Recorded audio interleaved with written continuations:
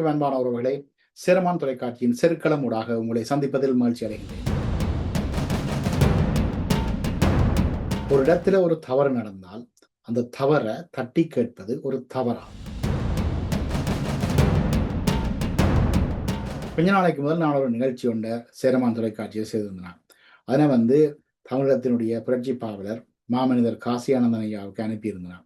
அவர் அதை பார்த்து போட்டு எனக்கு ஒரு கருத்தொண்டை அனுப்பியிருந்தவர், தவறை சுட்டி காட்டுவது தவறு இல்லை என்று சொல்லி.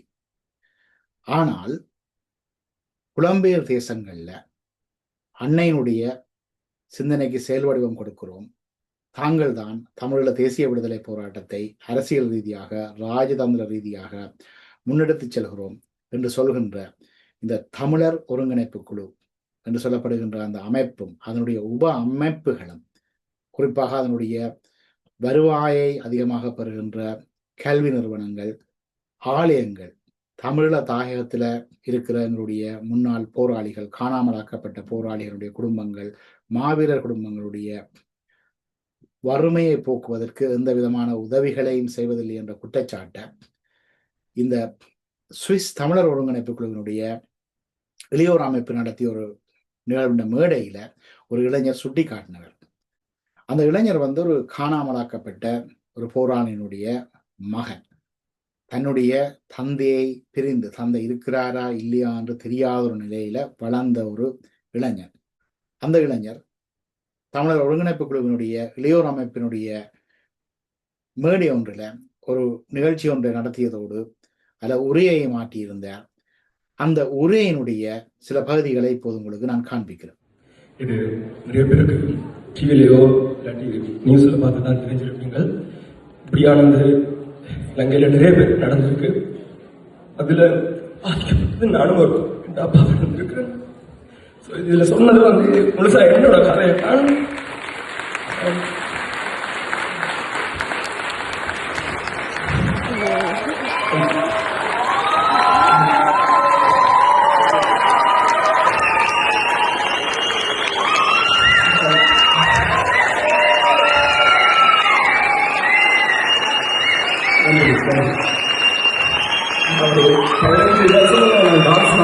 இந்த மேடையில உங்களோட ஆதரவு. இந்த தடவை மறுமுறை குரூப்கள் முதல்ல பண்ணையெல்லாம் ரெண்டு இல்லை, அதுக்கு இந்த கட்டமைப்பு எங்கள்கிட்ட எல்லாமே வந்தது. முதல் முறையாக என்னோட அம்மா 17 வருஷம் நான் நாட்டை விட்டு 12 வயசுல தங்கி இந்த நாட்டுக்கு வந்துடுறேன். எங்க அம்மா லண்டனுக்கு போயிட்டா போர் சொல்றது எங்க அப்பா இதே இல்லை பார்த்தேன். இந்த மாதிரி நான் தெரியல. இந்த அம்மா முதல் தினம் எனக்கே சொல்லாம சர்ப்ரைஸ் இங்கே தான் இருக்கிறான்.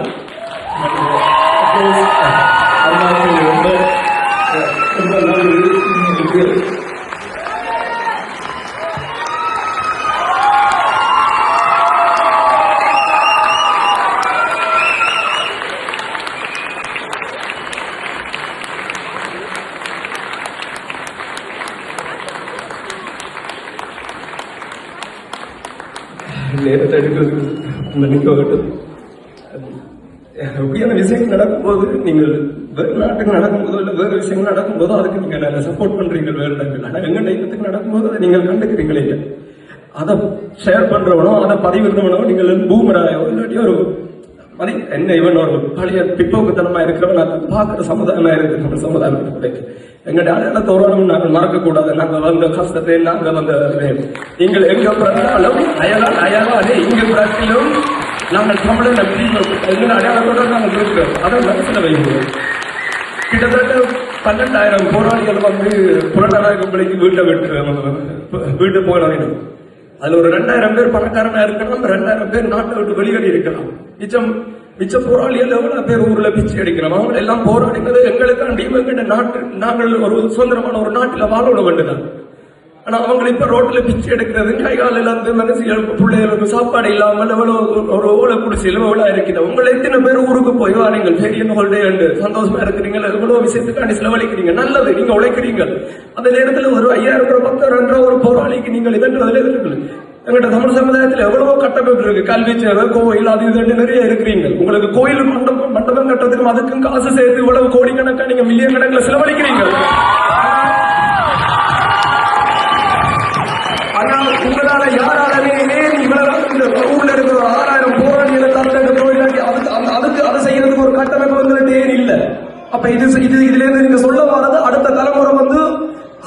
போராடுறதே இல்ல, போராட்ட குணத்தை மறந்துடுவீங்க.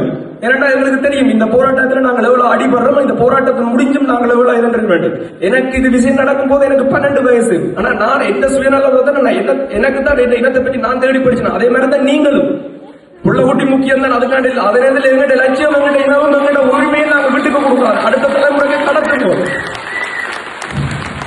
நான் யாரையுமே புதுப்படுத்த கோயிலுக்கு செலவழிக்கிறதோ எல்லாமே முக்கியம் தான். அதே நேரத்தில் அந்த கோயிலுக்கு கொடுக்கும் போதோ இல்லாட்டி நீங்கள் ஆடம்பரத்துக்கு செலவழிக்கிறதே ஒரு ஏழைக்கோ இல்லாட்டி ஒரு எங்கிட்ட போராளிக்கோ அவன் கடவுளுக்கு சமன். எங்களுக்காண்டி தான் போராடி அவனுக்கு கொடுக்கறதே நீங்க கடவுளுக்கு கொடுக்கறதுக்கு மேல். இந்த இளைஞர் சொன்னதுல உங்களுக்கு ஏதாவது தவறு தென்பட்டதா? எனக்கு அப்படி எந்த தவறும் தென்படவில்லை. ஆனால் இந்த மேடையில இந்த கேள்விகளை கேட்டதுக்காக இந்த இளைஞரை, இந்த மேடையில் இருந்த அந்த இளைஞர் இறங்கிய பிறகு சுவிஸ் தமிழர் ஒருங்கிணைப்பு குழுவினுடைய பொறுப்பாளர் மூர்த்தி என்பவர் ஒரு இடத்துல அழைத்து கொண்டு போய் அவரை கேட்கிறார், நீங்கள் ஏன் காய்ச்சனீங்கள்னு சொல்லி. அப்ப அந்த இளைஞர் அதுக்கு விளக்கம் கொடுக்க இவர் சொல்றார், தாங்கள் உங்களை நினைச்சிருந்தா அந்த மேடையில் இருந்து தடை செய்திருக்கலாம், உங்களை ஒரு பிரியாண ஆளாக கூட நாங்கள் கருதி இருக்கலாம் என்று சொல்லி ஒரு கிட்டத்தட்ட ஒரு எச்சரிக்கிற துணியில அந்த இளைஞரோட கதைக்கிறார். அந்த காட்சி பதிவுகளை இப்ப உங்களுக்கு நான் காண்பிக்கிறேன். போராளிகள் இவ்வளவு இருக்கணும், 6000 பேர் எடுக்கணும், எல்லாரும் பிச்சை எடுக்கணும், எல்லாரும் கஷ்டப்பட்டு கையேந்து நிற்கணும். கொஞ்சம் வீடியோ வருது. அப்போ அதை பார்க்கும்போது அடுத்த தலைமுறையில் யோசிப்போமே, நான் இந்த அப்படின்னு ரோட்ல விட்டுட்டு நான் போராடணும் என்ற அளவுக்கு யோசிப்போம். இந்த இவ்வளவு அமைப்பும் இருந்துமே ஒருத்தர் மட்டும் செய்யலை என்று ஆதங்கம். இதுக்கு பின்னாடி ஒருவருமே இல்லை. இது எந்த ஒரு எங்க அப்பாவோட போராளி, எங்க அப்பாவுக்கு இப்படி ஒரு நடவடிக்கை காணாமல் போகுது. இது எப்ப நம்ம மக்கள்கிட்ட கொண்டு போய் செல்லாம், என்ன விதமாக கொண்டு போய் தனிப்பட்ட ரீதியாக கொண்டு போவாங்க. நான் ஒரு குரூப்பாக சேர்ந்து அதுதான் கொண்டு இதுதான் எந்த ஆதங்கம். இவ்வளவு அமைப்பு இருக்கு, இவ்வளவு நாட்டில் ஏன் இதுக்கு எதிராக ஒன்றுமே செய்யலாம இருக்குது. இது நீங்க சிலவளை சொல்லலாம், உங்களுக்கு அனுபவம் இல்லை, சிலவளை பின்னாடி இருக்கிறது. எனக்கு இந்த காசு எங்க போகுது, அது இது எனக்கு அதெல்லாம் தேவையில்லை. அது அந்த பொலிட்டிக்கல நான் வரையல. நான் கேட்க வந்தது எங்களுக்காண்டி போராடி நாட்களுக்காண்டி இனி நாங்கள் என்ன செய்ய போறோம், இந்த அடுத்த முறை தலைமுறைக்கு என்னென்ன கொள்ள சொல்லியிருக்கோம். இப்படி அதில் நடத்துறது இவ்வளவு அமைப்பு இங்கே எல்லாம் நீங்கள் இது வேண்டி அது வேண்டி கொண்டாடும்போது ஏன் அதே முதல்ல பண்ணிட்டு தான் அந்த ஆதங்கத்தை நான் தனிப்பட்ட ரீதியாக கழிச்சிடறேன். யாரையுமே நீங்க இவையில் எந்தெந்த அமைப்புல காசு செய்யறதோ அந்தந்த அமைப்பை நான் சொல்றேன். இதுதான் என்னோட இதுக்கு பின்னாடி ஒருத்தர் சில நினைக்கலாம், நம்பி கொண்டு இதுக்கு பின்னாடி சில எனக்கு அதன் அறிவு இல்லாம இருக்கலாம். எனக்கு இது சரியென்று பட்டதோ அதை நான் கலைச்சேன். இதுல சிலவள் உங்களுக்கு வேற கருத்து இருந்தா உங்களோட கருத்தை நீங்க எனக்கு சொல்லலாம். நான் யாரையுமே தனிப்பட்ட ரீதியில வேண்டி கலைக்கிறேன்.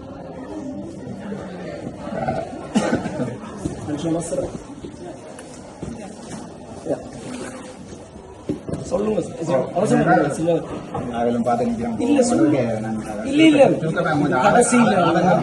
வேற ஒரு இடத்துல இப்ப தெரியும், இப்ப இந்த கலாச்சாரம் உருவாயிருக்கு எங்களுக்குள்ள இந்த டிக்டாக்ல போட்டோ போட்டு கதைக்கிறது அப்படி இப்படி அப்படியான இதுக்கு வரையில வெளிப்படையா கதைப்போம். வெளிப்படையாக ஆதங்கம் புரியும். தெரியும் பல நாட்டுல பிரச்சனை இருந்தது.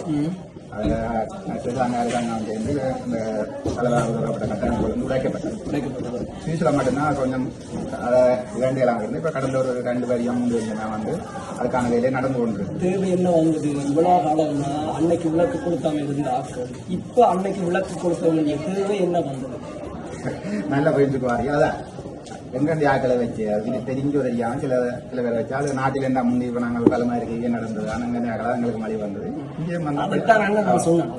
எங்கண்டி ஆக்களே எங்களுக்கு துணை போறீங்களே.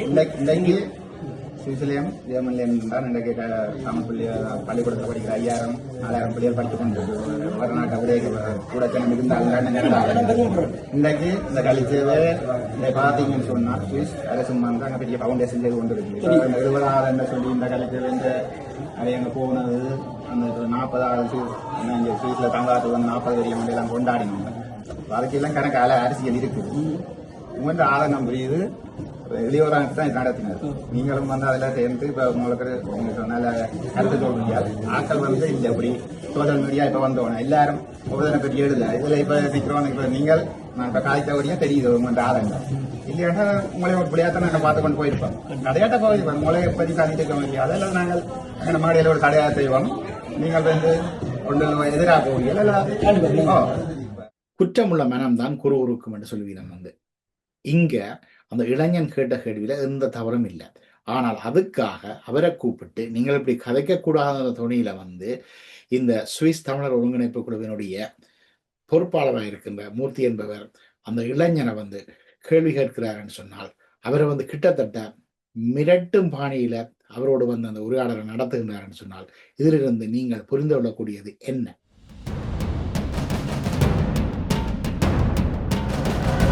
சரி அன்பானவர்களே, இத்தோடு சேரமான் தொலைக்காட்சியின் செருக்களம் நிறைவுக்கு வருகின்றது. மீண்டும் இன்னும் ஒரு நிகழ்ச்சியினூடாக உங்களை சந்திக்கின்றேன். வணக்கம்.